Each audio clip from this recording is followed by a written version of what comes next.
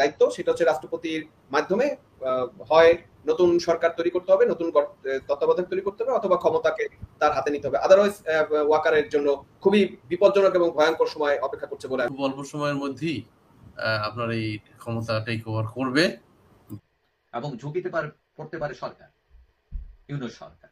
এখন রাজনৈতিক অস্থিতিশীলতা তৈরি হতে পারে এর কারণে, এমনকি আওয়ামী লীগও ফিরতে পারে মাঠে। আমাদের সেনাপ্রধানের হাতে দুইটা রাস্তা আছে, এক সেনা শাসন জারি করা, আর নয়তো নিজের জায়গায় ফিরে যাওয়া, নিজের ব্যারাকে যে আছে সে ব্যারাকে ফিরে যাওয়া। তিনি এখন কোনটা করবেন? দর্শক শ্রোতা, গত কালকে থেকেই এই বিষয়টা নিয়ে খুবই কথা হচ্ছে যে সেনাবাহিনী কি তার সেনা শাসন জারি করতে যাচ্ছেন নাকি তিনি তার ব্যারাকে ফিরে যাচ্ছেন। প্রিয় দর্শক শ্রোতা, ইতিমধ্যে আমরা আমাদের চ্যানেলে দুইটা ভিডিও আপনাদের সাথে শেয়ার করেছি, সেখান থেকে কিছু হলেও ধারণা নিতে পেরেছেন। এইবার নতুন করে যে তথ্য আসছে, যে নতুন করে খবর আসছে, তা শুনলে আপনারা অবাক হতে বাধ্য হবেন। আশা করছি এই ভিডিওটা আপনারা দেখেন। হ্যাঁ, অবশ্যই এইখান থেকে আপনারা নিশ্চিত হতে পারবেন যে আগামীতে সেনাপ্রধান জেনারেল ওয়াকার তার পরিকল্পনা কি করতে যাচ্ছেন তিনি। তখন আমাদের দেশে সেনাবাহিনীর ডান্ডা গরম, সেনাবাহিনী আসলে অনেকে কাত হয়ে যায়। কিন্তু এবছর 2025 বা 2024-এর 5 আগস্টের পর আমরা দেখলাম মানে সেনাবাহিনীকেও মানুষ উল্টা আক্রমণ করতেছে। বিশেষ করে গোপালগঞ্জে আমরা দেখলাম যে আর্মির গাড়ি পর্যন্ত জ্বালাই দিছে মানুষ। এখন সেনাবাহিনী যে প্রধান আছেন, সেনাপ্রধান জেনারেল ওয়াকারুজ্জামান, তিনি এবং তার সেনাবাহিনী ইউনূস সরকারকে নিঃশর্তভাবে সাপোর্ট দিয়ে যাচ্ছে 5 আগস্টের পর থেকে। এবং কেউ কেউ মনে করেন এই যে 5 আগস্ট সরকার পতন হয়েছে সেটা বৈষম্য বিরোধীদের যতটুকু ভূমিকা বা তারা ক্রেডিট করতেছে, সেটা তারা কোনোদিনই পারত না শেখ হাসিনাকে সরাতে যদি সেনাবাহিনীর সাপোর্ট না থাকত। এখন এই সরকার সেনাবাহিনীকে ম্যাজিস্ট্রেসি ক্ষমতা দিয়েছে। এখন আইন শৃঙ্খলা পরিস্থিতি মানে খুবই অবনতি ঘটেছিল, চুরি ডাকাতি মব ভয়াবহ আকার ধারণ করেছিল এবং 9 মাস যাবত সেনাবাহিনী দায়িত্ব পালন করছে, মাঠে আছে। কিন্তু এই 9 মাসেও বিশেষ করে মব বন্ধ হচ্ছে না। এবং আমরা দেখলাম যে প্রকাশ্যে লোকজনকে ধরে যে যার পারে মারতেছে এবং সরকার এটার কোনো ব্যবস্থাই নিচ্ছে না। এবং এটা খুবই ভয়াবহ একটা ব্যবস্থা যে নিজ হাতে আইন তুলে নেওয়া এবং সরকার নির্বিকার। সরকার ব্যাপারটা এরকম যে বিচার মানে তালগাছ আমার, মানে আওয়ামী লীগ হইলে মারো ধরো কোনো সমস্যা নাই, আর অন্য কেউ ধরলে তাহলে তারা সরকার ব্যবস্থা নিচ্ছে।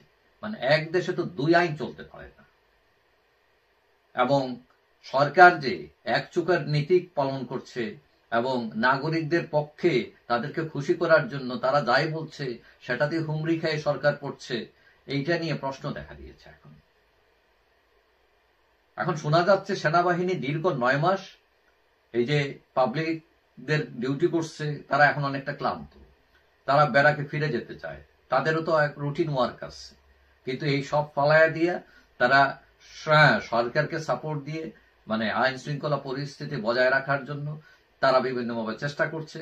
এবং এইটা বিভিন্ন সময় আর্মি এসে সেটা করেছে। কিন্তু এই যে দীর্ঘ সময় তারা এগুলো করতেছে, এতে অনেকেই মনে করছেন যে বিশেষ করে সেনাবাহিনীর মধ্যে এখন দ্বিমত আসছে যে আমাদের এতদিন থাকার দরকারটা কি, আমাদেরকে কোনো কাজ নাই। এখন এই 9 মাসে পুলিশের যে মাজা ভাঙ্গা ছিল এটা এখনো আছে, এটা এখনো দাঁড়ায় নাই তারা। এখন এটা ছাড়াও এই যে নাগরিক যারা আছে এরা কয়দিন পর পর ইস্যু তৈরি করে এবং রাজনৈতিক অস্থিরতা তৈরি হয় এবং এর জন্য সেনাবাহিনীর একটি অংশ বিরক্ত তাদের উপর।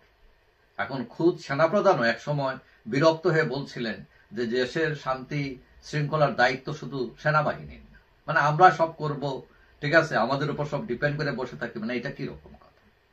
এখন শোনা যাচ্ছে সেনাবাহিনী আর বেশি দিন মাঠে থাকতে চায় না, মানে তারা তাদের জায়গায় তাদের ব্যারাকে ফিরে যেতে চায়। এখন সমস্যা হচ্ছে যে ইউনূস সরকার তাদের ছাড়তে চায় না। এখন সেনাপ্রধানও বলেছেন বিপাকে যে ইউনূস সরকারের কে খুশি করে রাখবেন না তার বাহিনীকে তিনি খুশি রাখবেন। এখন আমরা দেখেছি অতীতে সেনাপ্রধান তার বাহিনীর মতামতকে গুরুত্ব দিয়েছেন। বিশেষ করে 5 আগস্ট তিনি তার বাহিনীর মতামতকে প্রাধান্য দিয়েছিলেন এবং আত্মীয়তাকে উপেক্ষা করেছিলেন। এখন ইউনূস সাহেবকে উপেক্ষা করবেন নাকি এখনো কন্টিনিউ করে যাবেন, এটা নিয়ে প্রশ্ন আছে। এখন সেনাবাহিনী ব্যারাকে ফিরে গেলে এই যে নাগরিকদের যে চোখ রাঙানি, এগুলো থেমে যেতে পারে এবং ঝুঁকিতে পড়তে পারে সরকার, ইউনূস সরকার। এখন রাজনৈতিক অস্থিতিশীলতা তৈরি হতে পারে এর কারণে, এমনকি আওয়ামী লীগও ফিরতে পারে মাঠে। এখন দেখার বিষয়, সেনাবাহিনী মাঠে থাকে, সে ব্যারাকে ফিরে যায়, কি তাদের সিদ্ধান্ত। এবং শোনা যাচ্ছে যে তারা একটা নতুন সিদ্ধান্তে আসতে পারে। তারা এরকম দীর্ঘদিন, দিনের পর দিন, মাসের পর মাস তারা হয়তো এই মাঠে, পাবলিক মাঠে এসে নাও থাকতে পারে, কারণ তাদের জায়গা হচ্ছে সেনানিবাস, ব্যারাক। যাই হোক, আমরা অপেক্ষা করি, দেখি। তবে যে সিদ্ধান্তই নেক না কেন, দেশের গণতন্ত্র মানুষের জন্য উপকারী হয়। অনেকেই নানান কথা বলছে, এমনকি ভারতীয় সোশ্যাল মিডিয়াতেও কথা বলছে এই ব্যাপারে। কর্নেল মোস্তাফিজও অনেক কথা বলেছে। তবে এই বিষয়ে আমি যাওয়ার আগে একটা বিষয় বলি। ক্যান্টনমেন্টে ওয়াকারের সামনে আপাতত দেশের রাজনৈতিক পরিস্থিতি বিশ্লেষণ করলে দুইটা রাস্তা ওয়াকারের সামনে খোলা, অর্থাৎ ওয়াকার এখন একটা চরম বিপদে। সেটা হলো যা বর্তমান ইউনূস সরকার জুলাই ঘোষণাপত্র 1 মাসের মধ্যে জারি করবে, সেরকম একটা ঘোষণা আসছে। তার মানে এটা যদি হয় তাহলে সংবিধানটা বাতিল হয়ে যাবে এবং সাংবিধানিক সমস্ত পোস্ট, অর্থাৎ সেই সংবিধানের আন্ডারে যারা যারা শপথ নিয়েছে, রাষ্ট্রপতি, সেনাপ্রধান, বিমান প্রধান এবং যারা আছে, সে পদগুলো খালি হয়ে যাবে। এবং আপাতত দৃষ্টিতে মনে হচ্ছে ইউনূস সরকার সেটাই করতে যাচ্ছে, এই সমস্ত পদগুলোকে খালি করে দিয়ে জামাতিপন্থী, হিজবুতিপন্থী লোকদেরকে তাদের নিয়ন্ত্রণে নিয়ে আসা, অর্থাৎ পূর্ণ বশ্যতায় নিয়ে আসা। এখন এইদিকে যদি তাই হয় তাহলে ওয়াকারের পদটি শূন্য হবে। কিন্তু ওয়াকারের পদ যদি শূন্য হয়, সেক্ষেত্রে ওয়াকারের কি করণীয়, তাহলে ওয়াকারের পরিণতিটা কি হবে? আমাদের বিশ্লেষণ যেটা বলছে যে ওয়াকারকে আইনের আওতায় আসতে হবে, অর্থাৎ ওয়াকারকে যেটা করতে হয়তো তার বিরুদ্ধে এলিগেশন এনে তাকে সামরিক আদালতের মুখোমুখি হতে পারে। তো আমার সাথে যুক্ত আছেন জনাব আতার হালদার, সাংবাদিক। আপনার কাছে আসবো, আপনি কি বলবেন আসলে ওয়াকারের সামনে যদি এই দুইটা রাস্তাই থাকে তাহলে ওয়াকার কোন দিকে যাবে? ধন্যবাদ আপনাকে। ওয়াকার কোন দিকে যাবে, যদি আমি শর্টকাট এক কথায় বলতে চাই, তাহলে ওয়াকারকে অবশ্যই ওইখানে যেতে হবে যে জুলাই যে ঘোষণা, সেটা যাতে না হয়, বা সেটা যদি ওইটা হতে দেওয়া যাবে না, এটাই হচ্ছে ওয়াকারের পথ। এবং সেক্ষেত্রে ওয়াকারকে সংবিধান অনুযায়ী যে দায়িত্ব, সেটা হচ্ছে রাষ্ট্রপতির মাধ্যমে হয় নতুন সরকার তৈরি করতে হবে, নতুন তত্ত্বাবধায়ক তৈরি করতে হবে, অথবা ক্ষমতাকে তার হাতে নিতে হবে। আদারওয়াইজ ওয়াকারের জন্য খুবই বিপজ্জনক এবং ভয়ঙ্কর সময় অপেক্ষা করছে বলে আমি মনে করি। হ্যাঁ, সুন্দর বলেছেন। এখন জনাব আমার সাথে যুক্ত আছেন সাংবাদিক জয় আহমেদ। আওয়ামী লীগ নিষিদ্ধ করার মাধ্যমেই এই ইউনূস সরকার তারা বুঝিয়ে দিয়েছে যে কোনো আওয়ামী লীগের কোনো কিছু রাখবে না, আওয়ামী লীগের চিহ্ন পর্যন্ত বাংলাদেশে তারা রাখবে না। এটা কিন্তু তারা সিদ্ধান্ত ইতিমধ্যে নিয়ে ফেলেছে, যেটা আমরা দেখেছি বা বুঝতেছি। তো সেনাপ্রধান জেনারেল ওয়াকার এবং রাষ্ট্রপতি তারা যেহেতু আওয়ামী লীগের নিয়োগপ্রাপ্ত কর্মী, তো তারা কিন্তু এখন টার্গেটে আছে। সো এই জন্যই এখন সংবাদকর্মীরা, গণমাধ্যমে এবং সাধারণ পাবলিক তারা মনে করছে যে এখন টার্গেট সেনাপ্রধান জেনারেল ওয়াকার এবং রাষ্ট্রপতি। এখন সেনাপ্রধান তিনি কি করবেন? এই রাষ্ট্রপতির সাথে বৈঠক করে, বা তার যে দলকর্মীরা আছে, তার যে আরো সৈন্যরা আছে, তাদের সাথে বৈঠকে বসবে।